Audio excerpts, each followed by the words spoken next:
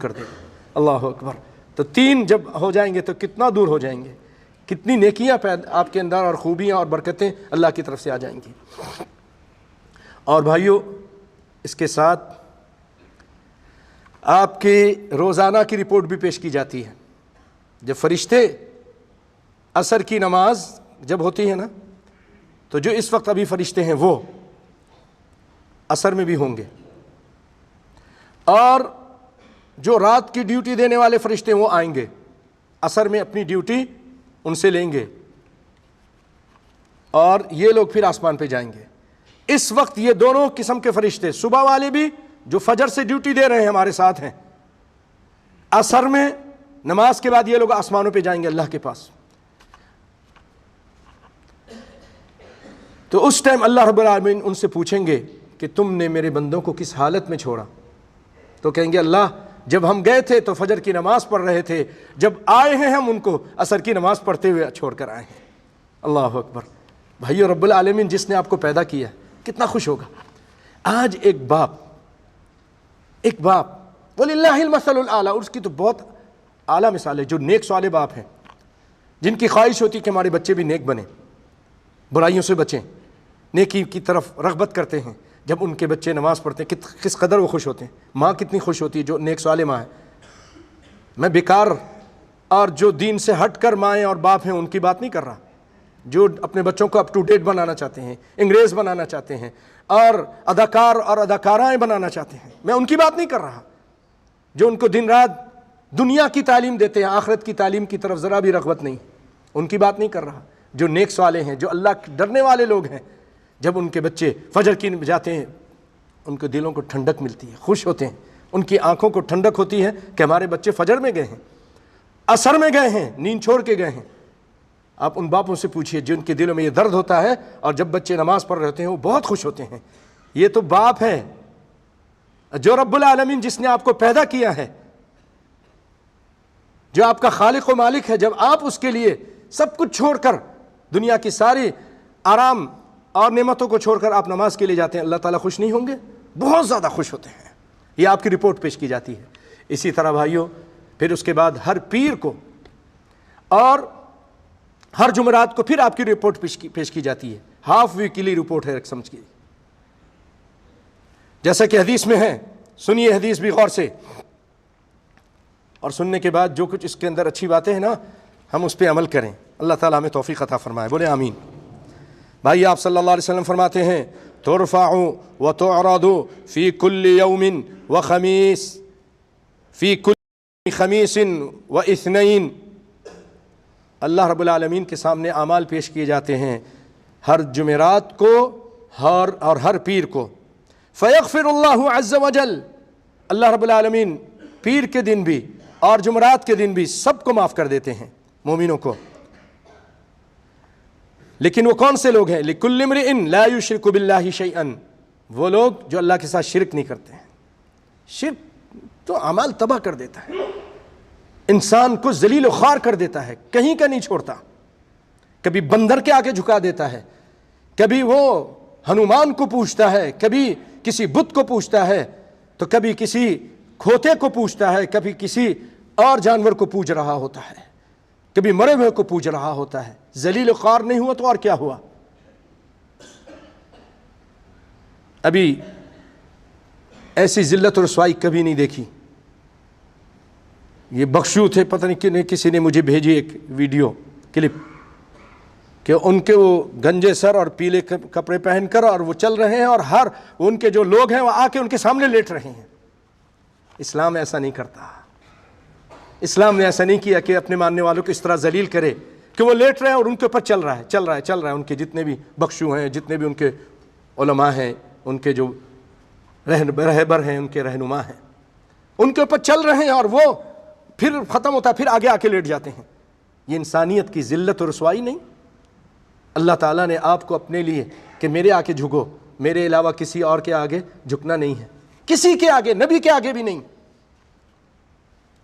آپ صلی اللہ علیہ وسلم نے فرمایا، جب معاذ بن جبل آئے رضی اللہ تعالیٰ عنہ، لوگوں کو دیکھا دوسرے ممالک میں کہ وہ اپنے بادشاہوں کو سجدہ کرتے ہیں، وہ بھی آ کے سجدے میں گر گئے۔ آپ نے فرمایا معاذ یہ کیا کر رہے ہو؟ معاذ بن جبل رضی اللہ تعالیٰ، یہ مجھے سجدہ کیوں کر رہے ہو؟ کہا وہاں لوگ اپنے بادشاہوں کو سجدہ کرتے ہیں، وَأَنْتَ أَحَقُّ لِذَلِكَ، آپ زیادہ حقدار ہیں، آپ بڑے عظیم ہیں، ان بادشاہوں سے بہت اعلیٰ عرفہ ہیں، آپ کو ہم سجدہ کریں گے۔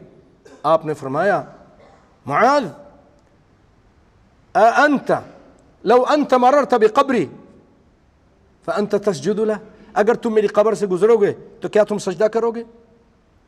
کہا نہیں اللہ کے رسول، آپ کی تعلیم تو یہ نہیں کروں گا۔ آپ نے فرمایا معاذ اگر میں کسی کو سجدہ کرنے کا حکم دیتا لَأَمَرْتُ النِّسَاءَ أَن يَسْجُدْنَ لِأَزْوَاجِهِنَّ، تو میں عورتوں کو کہتا کہ وہ اپنے شوہروں کو سجدہ کریں، اتنا اونچا مقام ہے، اللہ نے ان کو اتنا اعلیٰ مقام دیا ہے ان عورتوں کے لیے۔ لیکن یاد رکھو کسی اور کے لیے سجدہ جائز نہیں ہے اللہ کے علاوہ، نہ تعظیمی نہ تکریمی، کوئی بھی سجدہ، نہ تعبدی عبادت کے لحاظ سے بھی جائز نہیں، تعظیم کے لحاظ سے بھی، تکریم کے لحاظ سے بھی جائز نہیں۔ پہلے زمانے میں جائز تھا، یوسف علیہ السلام کو ان کے بھائیوں نے سجدہ کیا، رأیت احد عشر کوکبا، میں نے دیکھا کہ مجھے سجدہ کر رہے ہیں۔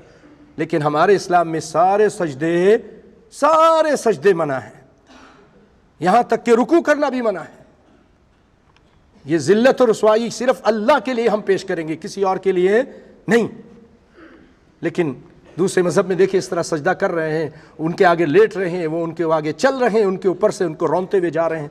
انسانیت کی ذلت اور رسوائی ہے، جبکہ وَلَقَدْ كَرَّمْنَا بَنِي آدم، ہم نے انسان کو عزت عطا کی تھی، آدم کے بیٹے کو اونچا مقام دیا تھا۔ ہم نے وَسَخَّرَ لَكُمُ الشَّمْسَ وَالْقَمَرَ، چاند سورج تمہارے لیے مسخر کیے، دنیا کی ہر چیز تمہارے لیے مسخر کی، اور اے آدم کے بیٹے تجھے میں نے اپنے لیے مسخر کیا ہے، صرف اپنی ذات کے لیے۔ تو میرے آگے سر کو جھکائے گا، میرے علاوہ کسی نبی کو بھی سر جھکا سکتا نہیں ہے۔ تو بھائیوں، جو شخص جو شرک کرتا ہے اس کی تو پیر اور جمعرات کو بھی بخشش نہیں ہوتی۔ اور دوسرا آدمی الا امرأ کانت بینہ وبین اخیہ شحناء، اور دوسرا آدمی وہ ہے جس کا اور اس کے بھائی کے درمیان دشمنی ہے، حسد اور بغض ہے۔ تو اللہ تعالیٰ فرماتے ہیں ارکو ہذین حتی یصطلحا، ارکو ہذین حتی یصطلحا، ان دونوں کو چھوڑ دو یہاں تک کہ اپنی اصلاح کر لیں، ان دونوں کو چھوڑ دو۔ فرشتوں سے کہتا ہے ان کی بخشش نہیں، یہ جو شرک کرنے والے ہیں ان کی بخشش نہیں، اس رات میں بھی بخشش نہیں، جمعرات میں بھی بخشش نہیں، پیر کے دن بھی بخشش نہیں، یہاں تک کہ یہ اپنی اصلاح کر لیں۔ بھائیو اصلاح کرنا ہے کہ نہیں کرنی؟ شرک کرنی ہے؟ جو ہوا آپ آج صحیح معنوں میں اللہ سے معافی مانگ لیں کہ اللہ جو ہوا معلوم نہیں تھا، ہمیں معاف کر دے، آئندہ شرک نہیں کریں گے، انشاءاللہ اللہ تعالیٰ آپ کو اس رات میں معاف کرے گا۔ لیکن اس رات کے لیے ایک چیز یاد رکھیے گا، کوئی عبادت نہیں، کوئی خاص دعا نہیں، کوئی خاص نماز نہیں، کوئی جاگنا نہیں، کوئی کسی قسم کا جاگنے کا بھی نہیں آیا۔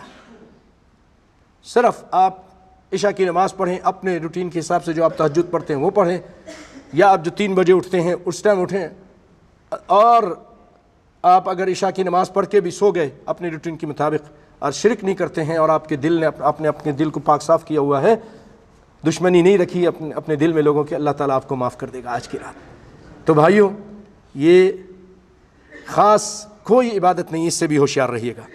ایک اور حدیث سناتا ہوں آپ کو کہ آپ صلی اللہ علیہ وسلم فرماتے ہیں، یہ اسلامی معاشرے کو اچھا بنانے کے لیے آپ فرماتے ہیں، آپ نصیحت کرتے ہیں لا تحاسدوا، اے لوگو آپس میں حسد مت کرو، حسد مت کرو، یہ تھوڑی سی زندگی ہے، مت کرو اس طرح۔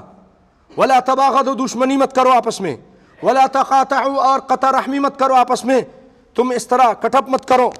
وکونوا عباد اللہ اخوانا، اور اللہ کے بندو بھائی بھائی بن جاؤ، اللہ کے بندو کیا بن جاؤ؟ بھائی بھائی بن جاؤ۔ پھر آپ نے فرمایا ولا یحل لمسلم ان یہجر اخاہ فوق 3، کسی مسلمان کے لیے جائز نہیں کہ اپنے بھائی کو 3 دن سے زیادہ چھوڑ دے، 3 دن سے زیادہ اس سے قطع تعلق کرے، یہ حرام ہے۔ 3 دن سے زیادہ کریں گے حرام کام کر رہا ہے۔ اب بعض لوگ سالوں تک بات نہیں کرتے ہیں، سالوں بات نہیں کرتے ہیں۔ پیارے بھائیوں، اس شعبان میں جو بدعتیں ہوتی ہیں اس سے متعلق امام نووی رحمۃ اللہ علیہ، کیوں آپ دیکھیں گے بہت سارے لوگ کرتے ہیں، لوگوں کو دیکھا دیکھی مت کیجیے، آپ قرآن و سنت پہ عمل کیجیے۔ لوگ تو بہت کچھ کرتے ہیں، آپ دیکھیں گے لوگ قبرستان جا رہے ہیں، آپ دیکھیں گے کہ لوگ راتوں کو مسجد میں جا کے بیٹھ گئے